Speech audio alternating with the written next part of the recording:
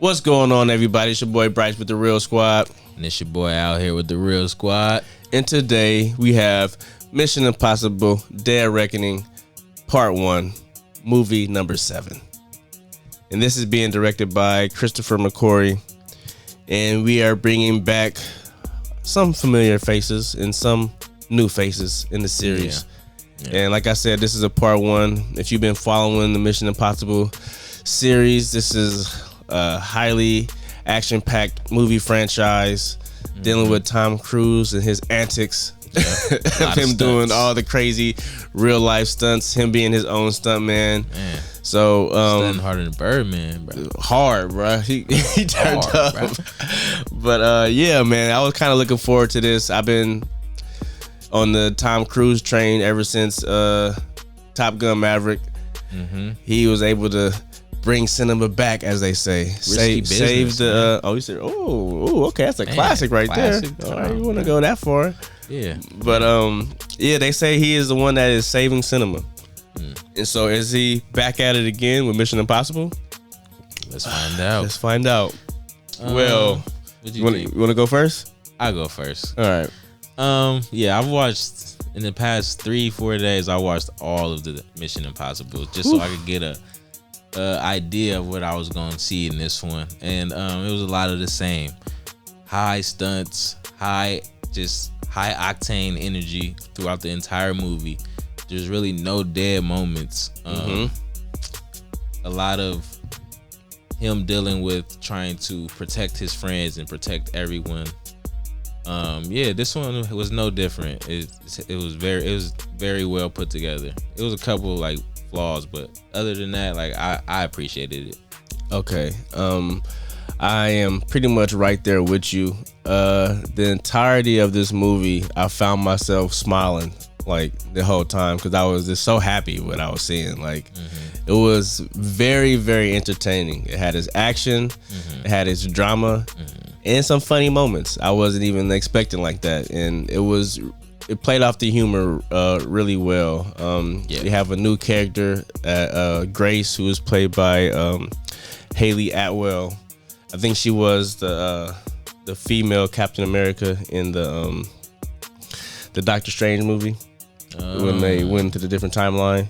Okay, but yeah, I haven't seen her in a lot of stuff. That's why I said I only remember her from that. I think she's supposed to be the new Julia, which was his wife in the other ones. Okay, because if you looked at IMDb, then you know that she's not in this movie. The wife, they didn't really even explain what happened to her. I remember her, but that was like hell, like maybe 3 movies back or something. That was at the house. In number 3, he got married for whatever reason.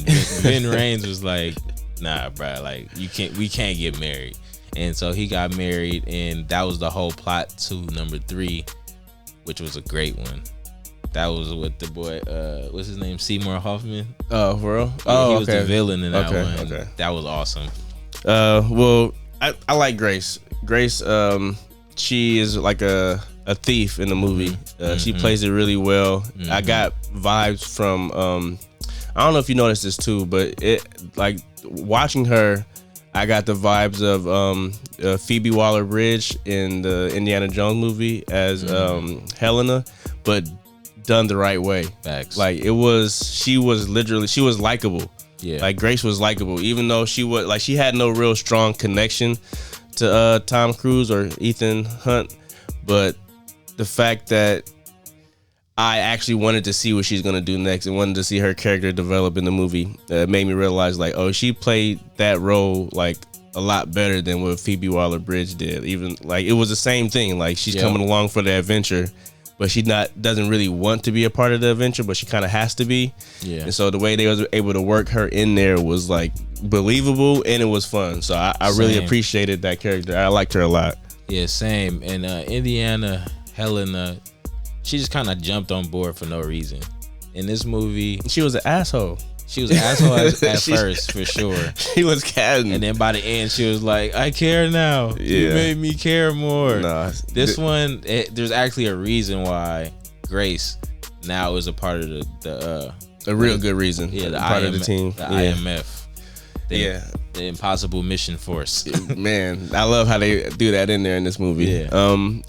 From the trailer, you don't get a lot of what the plot is about, and I don't know if we should talk about it because it might be spoiler territory. But I will say this: it does take some realism as far as what the world is going through right now, but it's used very well, I would say. Like the antagonist in the movie is very interesting. It hasn't been done before in a Mission Impossible movie, so it's gonna probably catch you off guard. But the way they go in and explain it is, like I said, it's very believable, and it is a fun little twist on who the bad guy is.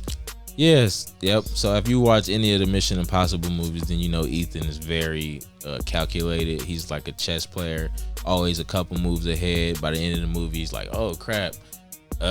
This one puts him up against a formidable opponent for sure. To where it's almost impossible to think ahead of this person. Yeah.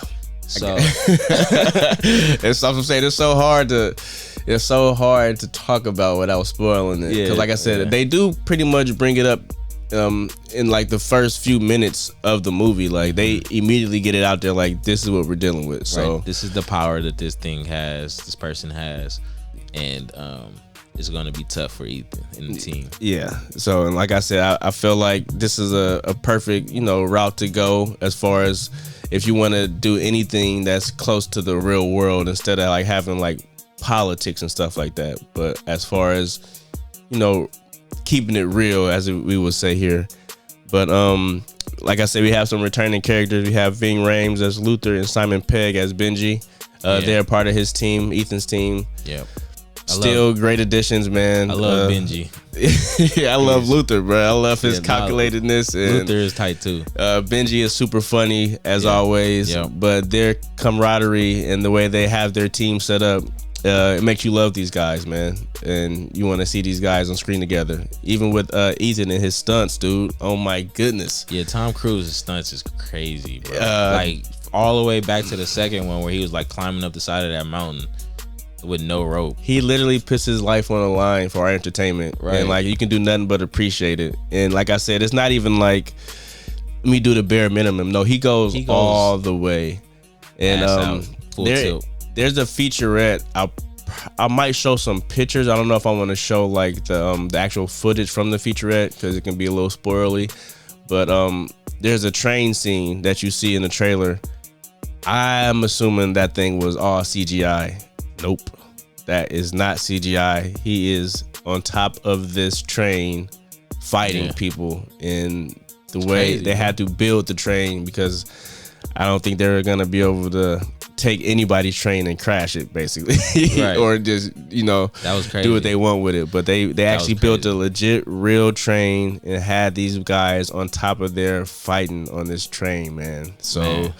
Not just the stunt that he showed us on social media, which is crazy, of him jumping off the mountain on the bike, which was, like I said, they did that. They had to do that multiple times to get multiple shots and angles, which, like I said, what Al said is that's crazy enough. That's crazy. But you want to go and you don't even promote this part, but you have an actual another set piece of it being real with the train. So then he had the other one in that other movie. He was like on the side of the airplane, bro. Yeah, that was legit too. Yeah, usually all his stunts are legit. He's like 60 years old, bro. The fact that he didn't say anything, they didn't make a big deal about the train scene is what's killing me. Like that's crazy. Like you could have did a whole nother promotion with just that in itself. But you're gonna have to look that up to know that because you're gonna go into the movie seeing that train scene and thinking it's it's pretty good CGI. It's not CGI at all. That shit is insane, man. Like these people, I'm not gonna say these people. Tom Cruise is crazy. He's crazy. And so to be in the movie with him, it probably makes you a better actor because you're gonna want to keep up with what he's doing. And he damn Bruce Lee level, bro. Bruce Lee, Jackie Chan, bro. Yeah, he's close to Jackie Chan. Jackie Chan is the all time. Yeah, Jackie Chan was like really getting injured and stuff. But bro is doing some incredible things, some Red Bull type. You know how Red Bull always got some crazy stunts going on. He's doing some like insane things at his age is crazy. Last thing I'll say is the pace. It's a 2 hour and 43-minute movie. I didn't really feel it actually. I was able to constantly be entertained and trying to figure out what's gonna happen next, and the way they played the action with the drama. This movie has a lot of stakes, man. It definitely, the stakes are there, and that's what I miss in a lot of movies these days is high stakes and consequences, and they're there. And like I said, that makes the movie even more enjoyable. I would definitely want to see it again, and I definitely recommend seeing this in the theaters. Any dislikes? Any dislikes? Yeah, I would say maybe a little bit of the dialogue got a little bit, cliche at times. Like kind of like, I know where this is going, but there's that, and maybe I wanted, even though the movie was a decent amount of time, I might have wanted a little bit more from the antagonist. Like it was a good antagonist, but as any good antagonist will have, you have henchmen, and I might have wanted a little bit more from them. I wanted to bring up her name is Palm Clementif, if I say that right.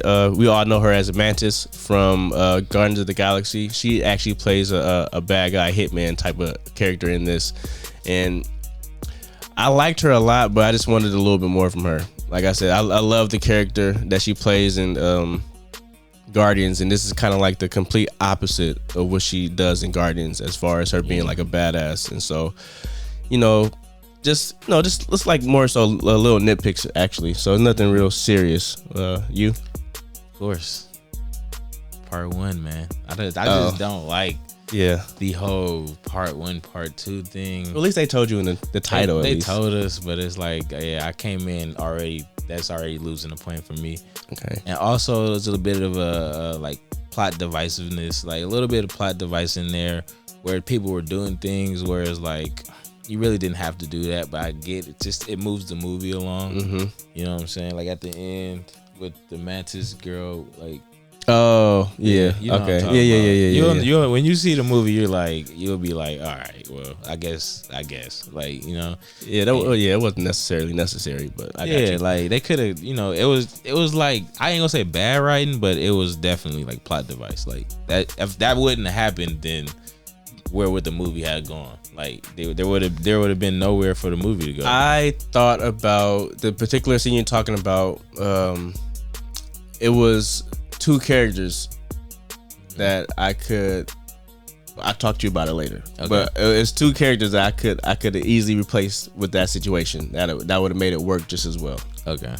But let's go ahead and give it a rating.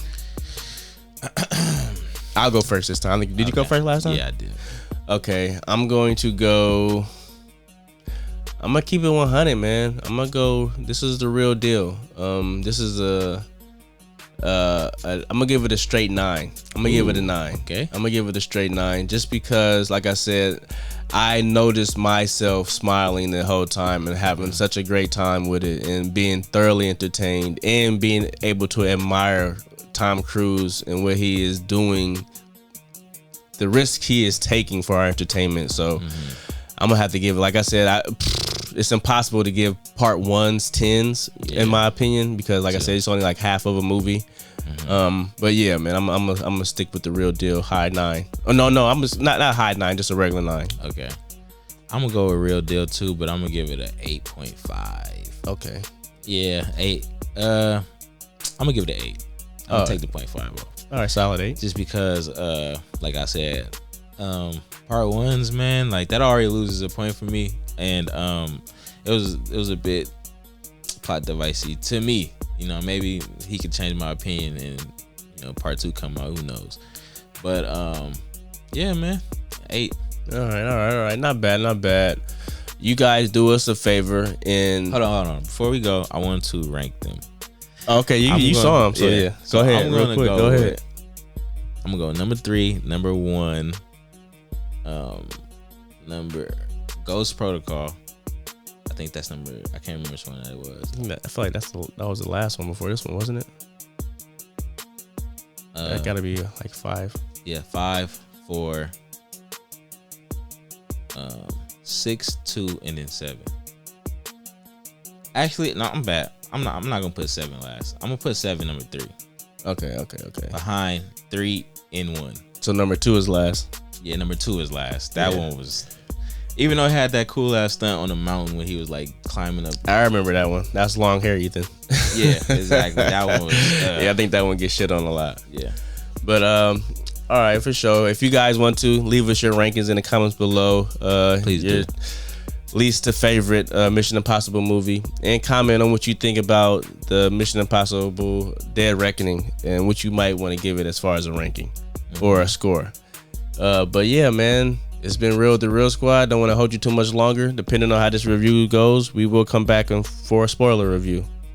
But make sure you do that YouTube thing, hit that thumbs up, hit that sub button, and also that notification bell. Hey man, we need y'all just like y'all need us. Yes, sir. We work hard, man. But man, it's been real with the Real Squad. Thanks for keeping it real with us, and we are out. This message will self-destruct in 5 seconds.